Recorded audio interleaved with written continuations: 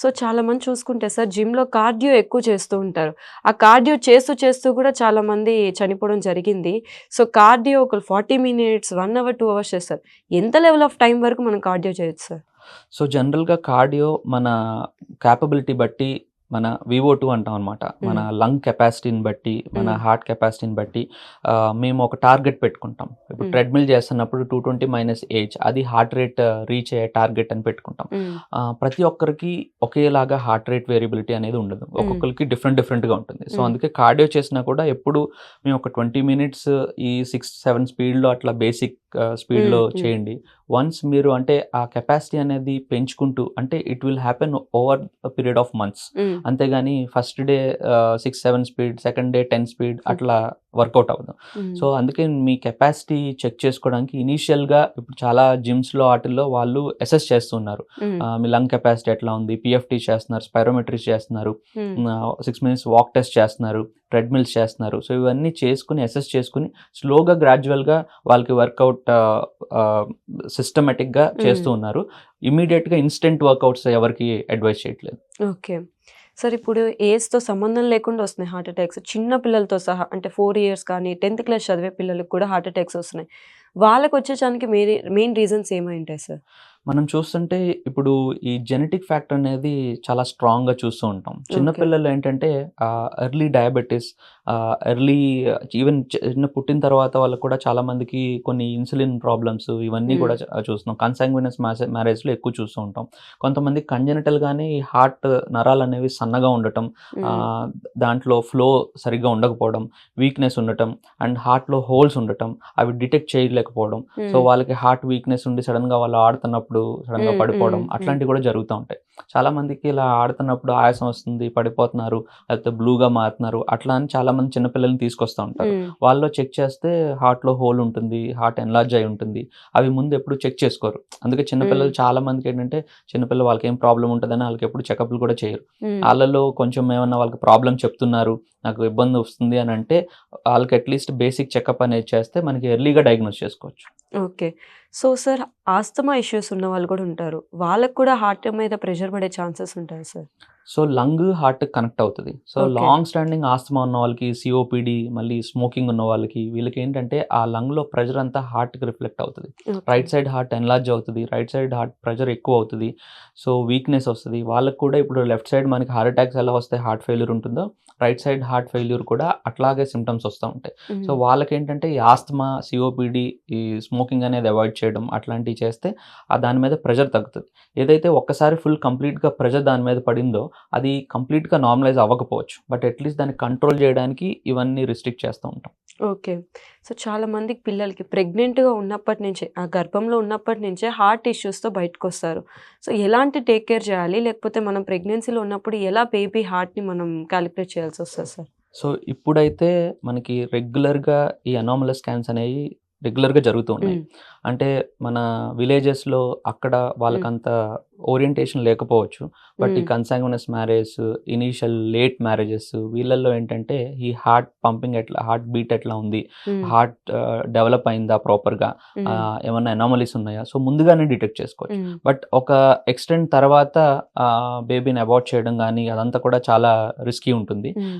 కొంతమందికి కొన్ని ప్రొసీజర్స్ ఆహ్, కడుపులో ఉన్నప్పుడే కొన్ని ప్రొసీజర్స్ చేస్తూ ఉంటారు. సో దట్ బయటకొచ్చిన తర్వాత ప్రాబ్లమ్ లేకుండా హ్మ్. ఉండటానికి. హ్మ్. సో కొంతమంది బాగా ఎర్లీగా డిటెక్ట్ చేసి బాగా ప్రాబ్లమ్ ఉంది బేబీ అనంటే సో దానికి ఏం ట్రీట్మెంట్ చేయాలి, ఏంటి అన్నది కూడా ఆలోచిస్తూ ఉంటారు. హ్మ్. కొంతమందికి జెనెటిక్ స్టడీస్ చేస్తారు. సో హ్మ్. ప్రెగ్నెన్సీ ముందే జెనెటిక్ స్టడీస్ చేస్తారు. హ్మ్. ఎందుకంటే కొన్ని జెనెటిక్ ప్రాబ్లమ్ ఉన్న వాళ్ళకి ఫీమేల్స్ ప్రెగ్నెంట్ అయితే బేబీకి డెఫినిట్‌గా ఈ ప్రాబ్లమ్స్ వచ్చే ఛాన్సెస్ ఉంటాయి. మిస్‌క్యారేజ్ అయ్యే ఛాన్స్ ఉంటది. హ్మ్. హ్మ్. ఇంట్రాయూటరైన్ డెత్ అయ్యే ఛాన్స్ ఉంటాయి.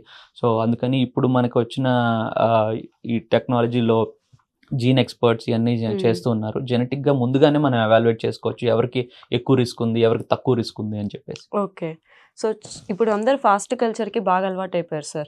సో, పిల్లలకి కూడా చిన్నప్పటి నుంచే ఫాస్ట్ ఫుడ్స్ అలవాటు చేయడం కానీ, లేకపోతే ఎక్కువ ఫ్రెంచ్ ఫ్రైస్ ఇలా ఫుడ్ అనేది వాళ్ళకి ఫీడ్ చేస్తూ ఉంటారు. అది ఎంతవరకు పసిపిల్లల్లో గూడా మనం చూస్తున్నాం. ఈ మధ్య ఫ్రెంచ్ ఫ్రైస్ అనేది ఫీడ్ చేస్తున్నారు. సో, వాళ్ళకి గూడా బ్యాడ్ కొలెస్ట్రాల్ పెరిగి హార్ట్ అటాక్స్ వచ్చే ఛాన్సెస్ ఉంటాయి. సో, డెఫినిట్‌గా ఫుడ్ హ్యాబిట్స్ అనేవి చిన్నప్పటి నుంచే మనం కంట్రోల్ పెట్టుకోవాలి. మనం ఇప్పుడు అడల్ట్స్ గురించి లేకపోతే టీనేజ్ వాళ్ళ గురించి హార్ట్ ప్రాబ్లమ్స్ ఇవన్నీ మాట్లాడుతున్నాం. ఇప్పుడు చూస్తే మీరు పేరెంట్స్ ఇద్దరు వర్కింగ్ ఉంటారు. హ్మ్. కుకింగ్ ప్రాబ్లమ్ ఉంటుంది. మళ్ళీ ఈజీగా ప్యాక్డ్ ఫుడ్ ఈజీగా దొరుకుతది. సో వీటిల్లో ఏంటంటే వాళ్ళకి ఆ కన్వర్షన్స్ అనేది ఇనీషియల్ ఫేజ్‌లో తెలీదు. వన్స్ వాళ్ళు ఒక టీనేజ్‌కి వచ్చిన తర్వాత వాళ్ళకి ప్రాబ్లమ్స్ రావడం మొదలుపెడతాయి. హ్మ్. వాళ్ళకి ఒబెసిటీ వస్తది. వాళ్ళకి ఇప్పుడు మేము చాలామంది చూస్తూ ఉన్నాము. హ్మ్. టీనేజ్ పిల్లల్లో వాళ్ళకి డయాబెటిస్ వస్తుంది, హైపర్ టెన్షన్ హ్మ్. వస్తుంది. జస్ట్ కాలేజ్‌కెళ్ళే పిల్లల్లో చూస్తున్నాము. వాళ్ళకి కొలెస్ట్రాల్ చాలా ఎక్కువగా ఉంటుంది. షుగర్స్ అన్‌కంట్రోల్డ్ ఉంటున్నాయి. హ్మ్. వాళ్ళలో ఈ హార్ట్ ప్రాబ్లమ్స్ అనేవి చాలా ఎర్లీగా వస్తాయి. హ్మ్. సో అందుకని చిన్న వయసు నుంచి ఆళ్ళు పెట్టే ఫుడ్ గానీ, లైఫ్ స్టైల్ గానీ, యాక్టివిటీస్ డైలీ యాక్టివిటీస్ గానీ ఇవన్నీ కాన్సంట్రేట్ చేసుకుంటూ ఉండాలి. పెద్దయిన తర్వాత మనం హ్మ్. వన్స్ ఆ డ్యామేజ్ ఆల్రెడీ అయిపోయిన తర్వాత ఇప్పుడు డయాబెటిస్ వచ్చేసింది, కొలెస్ట్రాల్ పెరిగిపోయింది, షుగర్ వచ్చేసింది, బీపీ పెరిగిపోయింది. సో అప్పుడు మనం అయన్నీ రివర్స్ చేసుకోలేం. కంట్రోలే చేసుకోగలం. సో రివర్స్ అనేది మనం మన పిల్లల్ని కిడ్స్‌గా ఉన్న ఆ ఏజ్ నుంచే వాళ్ళకి అలవాటు చేయాలి. వాళ్ళకి డైట్ అలవాటు చేయాలి. వాళ్ళకి లైఫ్ స్టైల్ అలవాటు చేయాలి. సో దట్ వాళ్ళు పెద్దయిన తర్వాత అదే మెయింటైన్ చేస్తూ ఉంటారు. హ్మ్.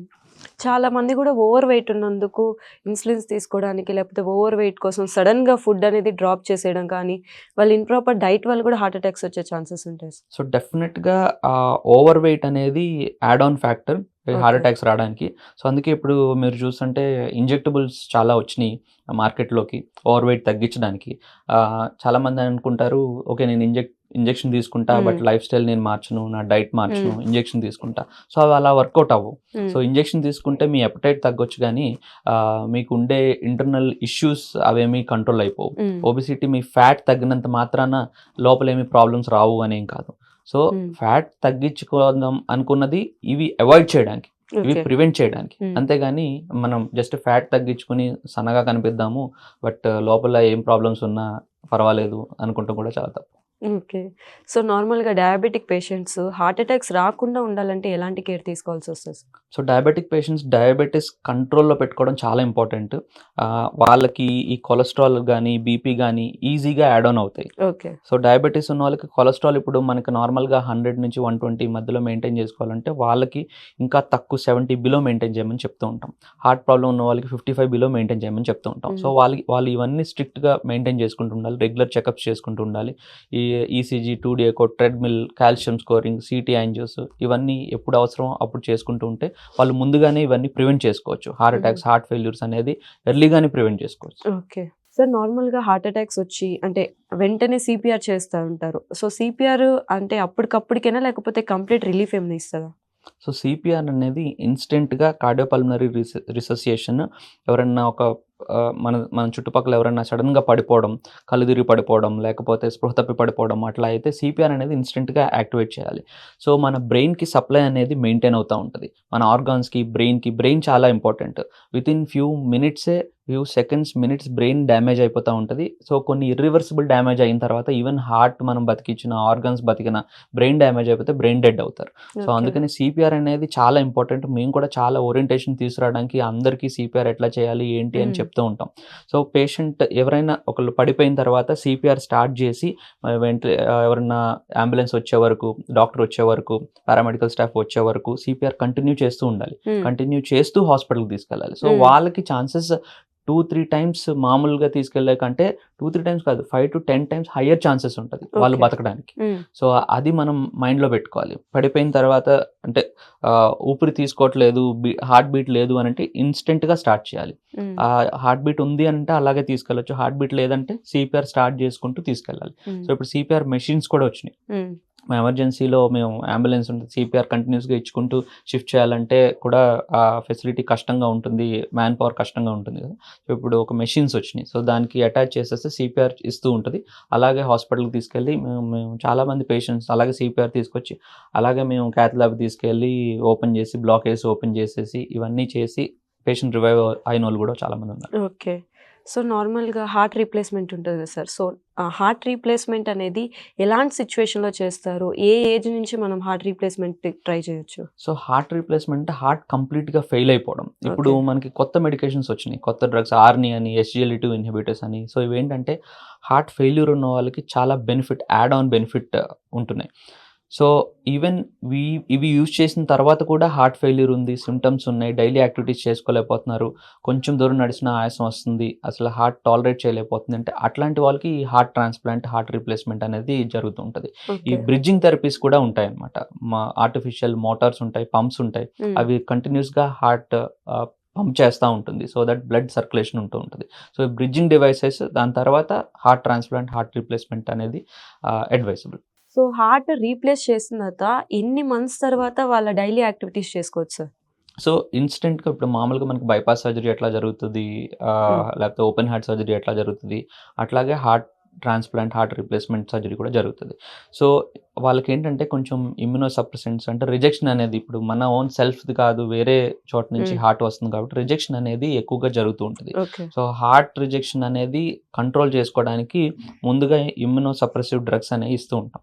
సో ఇనీషియల్గా అది ఇచ్చిన తర్వాత అందుకే ఇన్ఫెక్షన్స్ ఏమి రాకుండా, బయట ఎక్స్పోజ్ అవ్వకుండా ఉండటానికి ఫస్ట్ 1 month చాలా కేర్ఫుల్గా చూస్తుంటాం. Okay. So first 1 month to 3 months మనకి రిజెక్షన్ ఏం లేదు, అంతా బాగానే ఉంది అని అంటే వాళ్ళు క్లోజ్డ్ ఎన్విరాన్మెంట్లో నడవడం అన్నీ చేసుకోవచ్చు.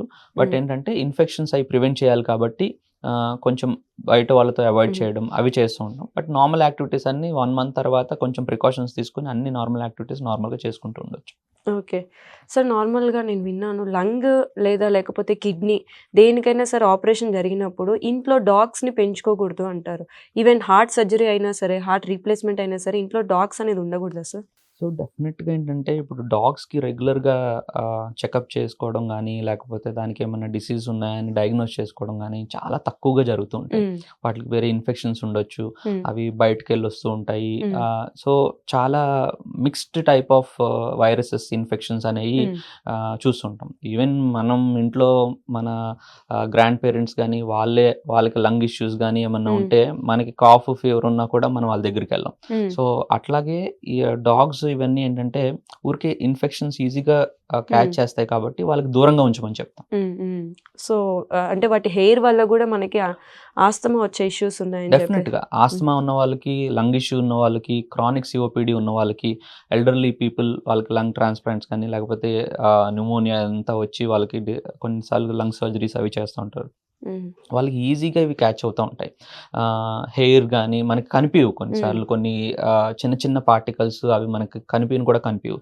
సో అవి మనకి ఏదైతే కొన్ని కంపెనీస్లో అట్లా వర్క్ చేస్తారో, ఫార్మా కంపెనీస్లో వర్క్ చేస్తారో, సో ఆ ఫ్యూమ్స్ కానీ ఇవి కానీ కోల్ మైన్స్లో కానీ ఇవన్నీ ఎలా అయితే మనకి లంగ్ మీద ప్రెజర్ పడతాయో, సో ఇవన్నీ కూడా లంగ్ మీద ప్రెజర్ పడతాయి. సో అందుకే చాలామంది వాళ్ళ ఇళ్ళల్లో ఒకవేళ ట్రాన్స్ప్లాంట్ చేసినా కానీ, లంగ్ ఇష్యూస్ ఉన్నా కానీ, సిఓపిడి ఇన్హేలర్స్ ఇవన్నీ యూజ్ చేస్తుంటే పెట్స్ని అవాయిడ్ చేయమని చెప్తాం. సార్ నార్మల్‌గా ఓపెన్ హార్ట్ సర్జరీ వింటుంటాం కదా!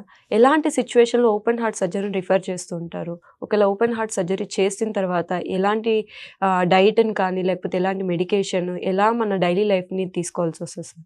సో ఓపెన్ హార్ట్ సర్జరీ అనేది హార్ట్ లోపల వాల్వ్స్ ప్రాబ్లమ్స్ కానీ, లేకపోతే ఏదైనా హోల్ ఉండటం కానీ, వాల్వ్ లీకేజ్ ఉండటం కానీ, స్టినోసిస్ అంటే టైట్గా అయిపోవడం కానీ, అలా అయితే ఓపెన్ హార్ట్ సర్జరీ అనేది అడ్వైస్ చేస్తూ ఉంటాం. సో ఇండియన్ సినారియోలో రుమాటిక్ హార్ట్ డిసీజ్ అని చాలా కామన్గా చూస్తూ ఉంటాం. అందుకని వాల్వ్స్ డీజనరేషన్ అనేది చాలా ఫాస్ట్గా అవుతూ ఉంటాయి. సో కొంతమంది పేషెంట్స్కి 40 years 50 yearsలోనే వాల్వ్ ఇష్యూస్ వస్తాయి, కొంతమందికి 70 years 80 yearsలో వాల్వ్ ఇష్యూస్ వస్తాయి. సో వాళ్ళు బాగా సివియర్గా ఉండి డైలీ యాక్టివిటీ చేసుకోలేకపోతున్నారు, హార్ట్ ఫెయిల్ అవుతుంది, కొంచెం దూరం నడిచిన ప్రాబ్లమ్స్ వస్తున్నాయి, వాల్వ్ అసలు ఓపెన్ అవ్వట్లేదు, లేకపోతే వాల్వ్ లీకేజ్ ఎక్కువగా ఉంది. సో ఇలాంటి వాళ్ళకి ఓపెన్ హార్ట్ సర్జరీ చేసి వాల్వ్ రీప్లేస్మెంట్ చేస్తాం.